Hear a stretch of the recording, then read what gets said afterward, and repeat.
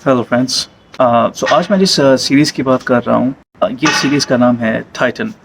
Tin titans नहीं, tin titans एक animation या कार्टून कह सकते हो, कार्टून सीरीज़ है। सेम कैरेक्टर्स हैं but this is live adaptation for mature audience, ऐसा मैं कह सकता हूँ। Not even young adults but mature audience, क्योंकि इसमें काफ़ी ऐसे लव मेकिंग सीन्स भी हैं, काफ़ी बोल्ड सीन्स हैं, गोरी वायलेंस कुछ हद तक है, कुछ कुछ एपिसोड्स में, नॉट फॉर ऑल। हाँ, when I am talking about seasons, इसके 3 सीजन्स आ चुके हैं अभी तक।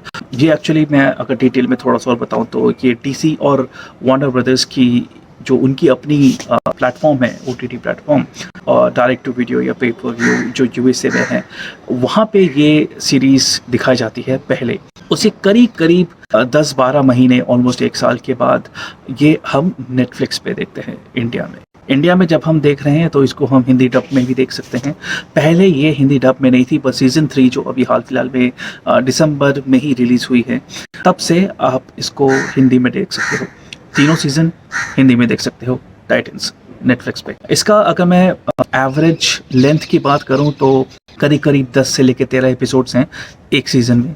किसी सीज़न में 10 हैं, किसी सीज़न में 13 हैं। तो और अगर मैं लेंथ की बात करूं तो रफली 30 से 35 मिनट की एक एपिसोड्स हैं ये।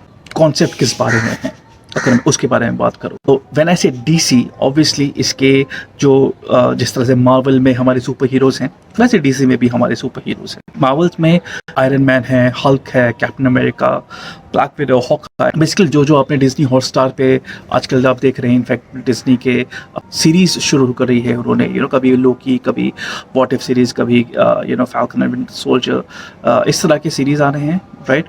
वैसे ही डीसी के भी अपने सुपर हीरोज़ हैं, like Superman, wonder woman, Batman, और भी बहुत सारे सुपर हीरोज़ हैं।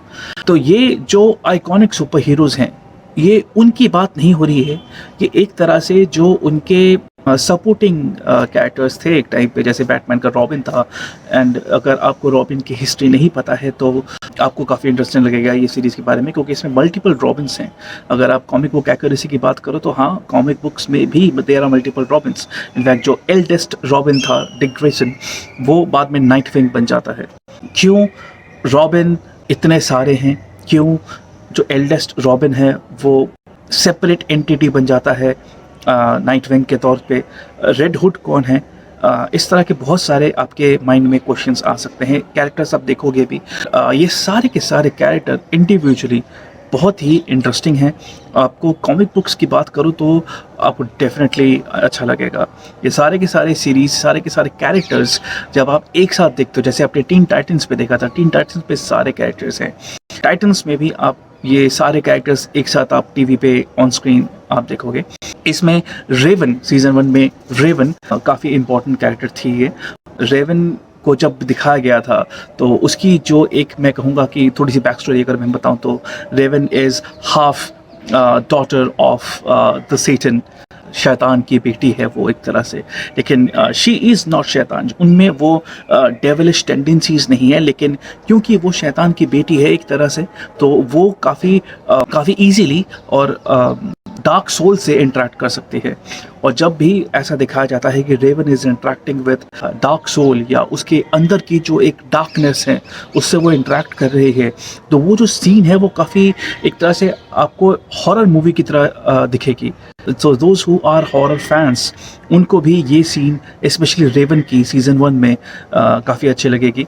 वो सीन्स काफ़ी आपको इंट्रिगिंग लगेगी। इनफैक्ट फ्रैंकली कहूँ तो जिन्होंने मेरे चैनल्स को सब्सक्राइब किया हुआ है या पहले मेरे वीडियोस देखे, वो जानते हैं कि मुझे हॉरर कंटेंट काफ़ी पसंद है। और ये रेवन का पार्ट खास तौर से जब मैं सीज़न 1 में टाइटन्स का देख रहा था तो मुझे काफ़ी इंटरेस्टिंग लगा, और इसी से मैं इस सीज़न के साथ बंध चुका था।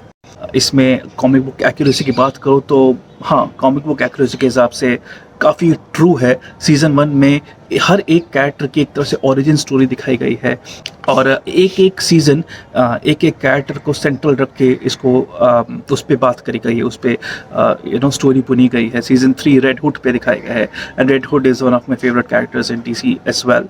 ये सेकेंड रॉबिन है, जिनको नहीं पता है, जेसन टॉड। कैसे जेसन टॉड रॉबिन से रेड हुड बना, दैट्स एन इंटरेस्टिंग ट्रांसफॉर्मेशन। ये कहने के बाद मैं ये ज़रूर कहूँगा कि यहाँ पे जो विलेंस हैं उनके बारे में उतनी बात नहीं हुई है। This is more of an equation of titans amongst the team, क्योंकि अगर मैं गॉथम एक और सीरीज़ है जिसकी भी मैंने रिव्यू दे रखी है, आप देख सकते हो उसमें किस तरह से हर एक सुपर विलेंस की, जो डीसी यूनिवर्स में सुपर विलेंस हैं, उनकी ओरिजिन स्टोरी या बैक स्टोरी के बारे में बात करेगी और बहुत अच्छी तरह से करी गई। यहाँ पे नहीं, तो यहाँ पे ये वही चीज़ है टाइटन्स में जहाँ पे ये स्टोरी थोड़ी सी फॉल फ्लैट करती है।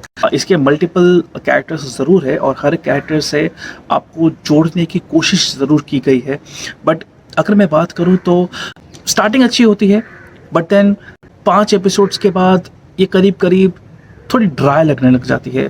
ख़ास तौर से अगर मैं सीज़न 3 की बात करूँ तो मुझे सीज़न 3 5th एपिसोड के बाद बहुत ही डल लगने लगी। 9 तक पहुँचता I was like bored to hell और मैं इसको कंप्लीट ही नहीं कर पाया। फिर मैंने 13 एपिसोड ऑलमोस्ट ट्रैक करके हुए देखा। सीज़न 3 तो मुझे बिल्कुल भी इंटरेस्टिंग नहीं लगी। स्टार्टिंग अच्छी थी, रेड हुड के पॉइंट था, रेड हुड मेरा एक फेवरेट कैरेक्टर रहा है डीसी कॉमिक्स में।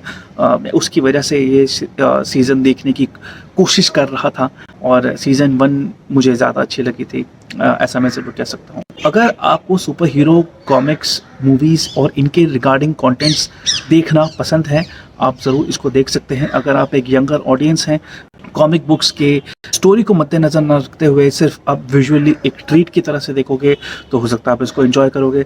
लेकिन अगर आपको स्टोरी पसंद है, अगर आपको कंटेंट की डेप्थ पसंद है, तो शायद आप इससे ज़्यादा अच्छी तरह से नहीं जुड़ पाओगे।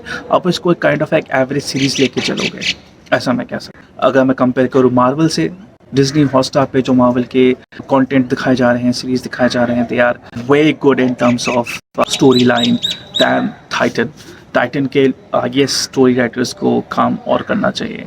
That being said, this was my review for Titan Season 3, which is available on Netflix on both Hindi and English language. I will give it an average rating, kind of a 2 out of 5.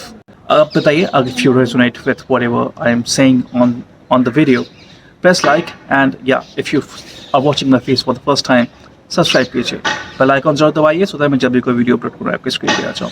That's for me now, take care, bye.